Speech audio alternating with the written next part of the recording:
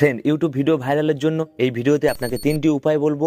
এর মধ্যে 2টি উপায়, সে আপনি নতুন ক্রিয়েটার হন বা পুরনো ক্রিয়েটার হন, অবশ্যই সবাইকে ফলো করতে হবে, নাহলে আপনার ভিডিও ভাইরাল করা অনেকটা কঠিন হয়ে যাবে।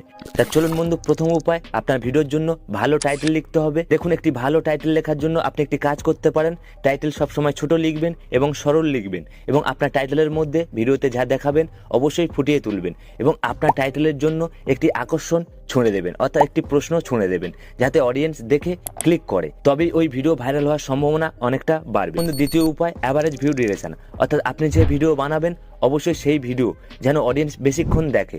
বন্ধু মনে রাখবেন, আপনি যদি 1 মিনিটের ভিডিও বানান, অবশ্যই অডিয়েন্স যেন ওই ভিডিও 40 সেকেন্ডের উপরে দেখে, তাহলে ওই ভিডিও ভাইরাল হওয়ার সম্ভাবনা অনেকটা বাড়বে। এবার আপনাকে 3 নম্বর উপায় দেখাবো। প্রথমে আপনি ওয়াইটি স্টুডিও ওপেন করে নিন।